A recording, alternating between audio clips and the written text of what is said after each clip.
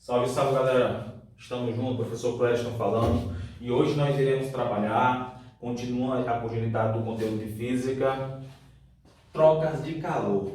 Algo comum no nosso dia a dia, muita coisa acontece nesses termos no nosso dia a dia e às vezes nós não nos damos conta disso, tá certo? Então, isso é constante na nossa vida, no nosso cotidiano. Então, pessoal, preste bem atenção que aqui, depois da parte de termologia, nós iremos dar continuidade com essa questão do troca de calor. Aqui nós adentramos a parte da calorimetria. Calorimetria é o estudo do calor, não é isso? E aí se subdivide em duas partes: calor sensível, onde ocorre variação de temperatura, e calor latente, onde ocorre a mudança de fase, perfeito? Mas antes vamos aqui para a parte de troca de calor e calor sensível. Como vocês estão vendo aqui, eu coloquei aqui, só para relembrar, eu creio que vocês já saibam disso, calor é energia térmica em trânsito, tá certo? Então, quando você diz, hoje eu estou com calor, tá certo? Eita, calor, estou recebendo calor, tá certo? Você recebe calor, ok? Você só não pode dizer assim, eita, que hoje eu estou com frio, estou recebendo frio. Você não está recebendo frio, você está perdendo calor, perfeito? Então, é simples.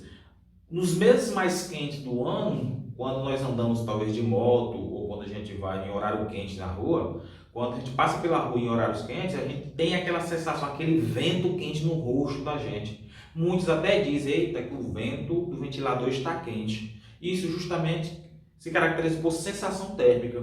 Às vezes a temperatura naquele ambiente é uma e a sensação térmica é maior, tá certo? Por conta da convecção aí. E aí, vamos dizer, a temperatura está em torno de 38 graus Celsius. Você está com a sensação de 40 graus Celsius. Pode acontecer, perfeito? Então, nós estamos constantemente sentindo calor ou frio por conta desses termos devido a essa transição, tá certo? De energia dos meios ou de nosso corpo para o ambiente e vice-versa. Então, o que acontece? Calor é energia térmica em trânsito, tá certo? A energia térmica em trânsito é a parte sensitiva, perfeito? Diferente de temperatura, que é grau de agitação das moléculas que a gente falou lá atrás, perfeito, pessoal?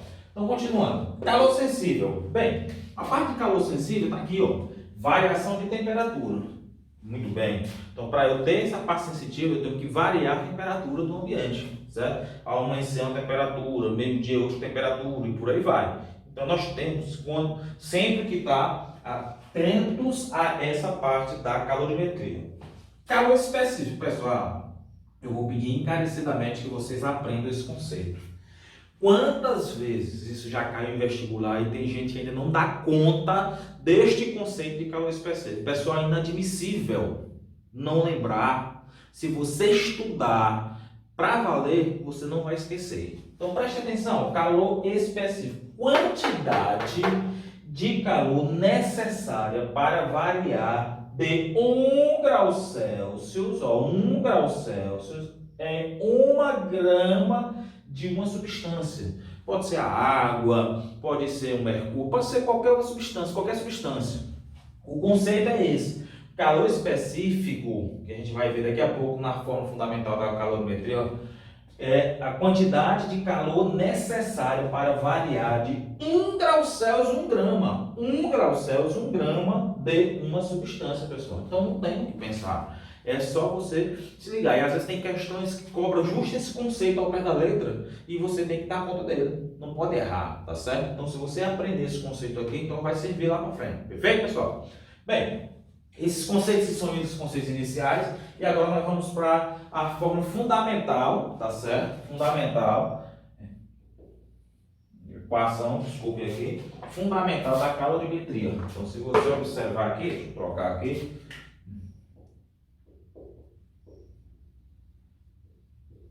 Ó, qual é? A equação fundamental da calorimetria é essa, ó. Q é igual a MC, variação de temperatura. Bem, o que seria isso? Bem, nesse caso aqui, pessoal, você pode observar que isso aqui é a variação da temperatura, tá certo? Isso aqui se chama variação da temperatura.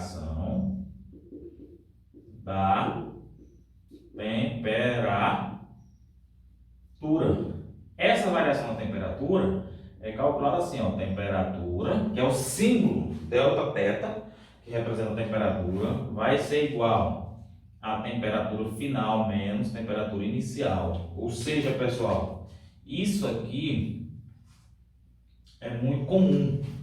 Quando tem esse θ0 aqui, significa temperatura inicial. Quando tem esse θ aqui, sozinho, significa temperatura final. Então, se eu digo assim para você, pessoal, hoje 8 horas da manhã, a temperatura era de 30 graus Celsius. Meio-dia, a temperatura estava 40 graus Celsius. Ó, a primeira temperatura, eu me referi à temperatura inicial do dia, 8 horas da manhã. Ela tem θ0 corresponde a 30 graus Celsius. Agora, meio-dia já é a temperatura final. A temperatura final do meio-dia era quanto? Era 40 graus Celsius.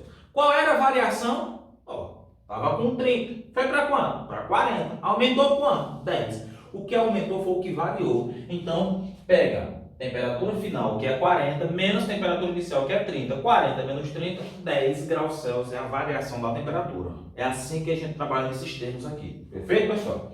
Então, continuando aqui, esse rapazinho aqui que vocês estão vendo, ó, esse rapazinho aqui que vocês estão vendo, ele é o calor específico. Ele é o calor específico, ó. Calor específico, é que vocês veem ali, ó. Quantidade de calor necessária para variar de 1 grau Celsius, 1 grama de uma substância. Viu? Ele é o calor específico. Esse Mzinho aqui representa a massa da substância, pessoal. Representa a massa da substância. Perfeito? E esse Qzão maiúsculo aqui é a quantidade de calor. É a quantidade de calor, certo? Ele é representado por esse Qzão aqui. Tem algumas regras que vocês precisam anotar aí, pessoal. Ó, antigamente, o calor é medido em calorias.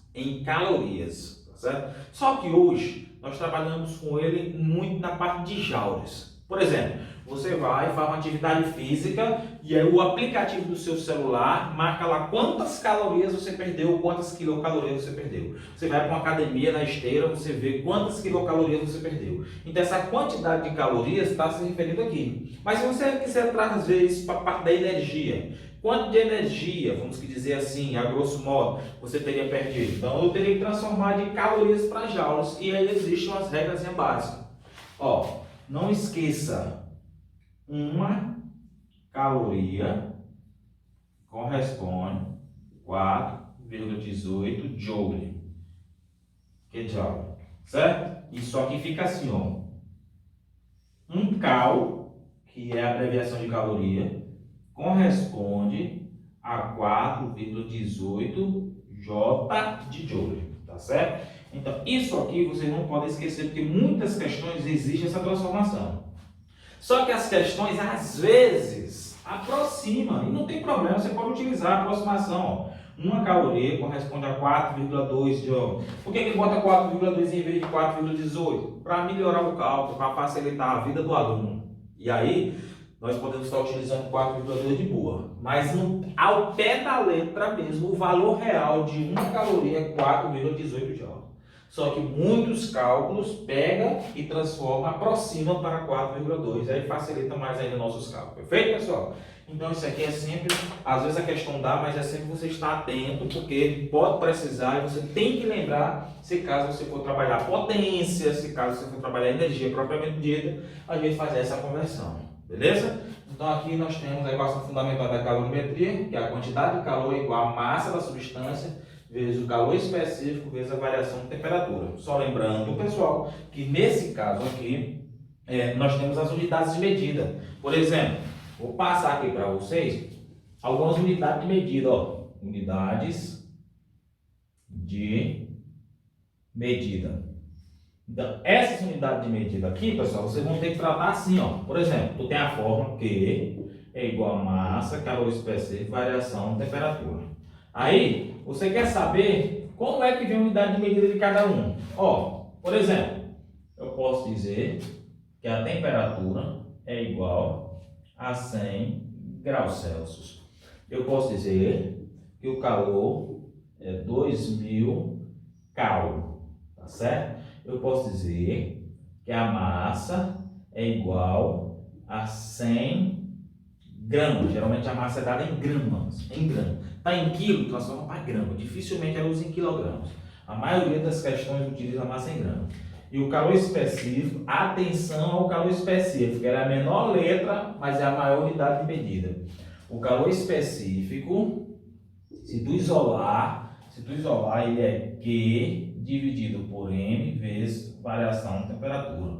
Então, nesse caso aqui, pessoal, o calor específico vai ser o Q é dado em quê? Em cal. Dividido. A massa é dada em quê? Em grama. A temperatura é dada em quê? Em graus Celsius. Pronto.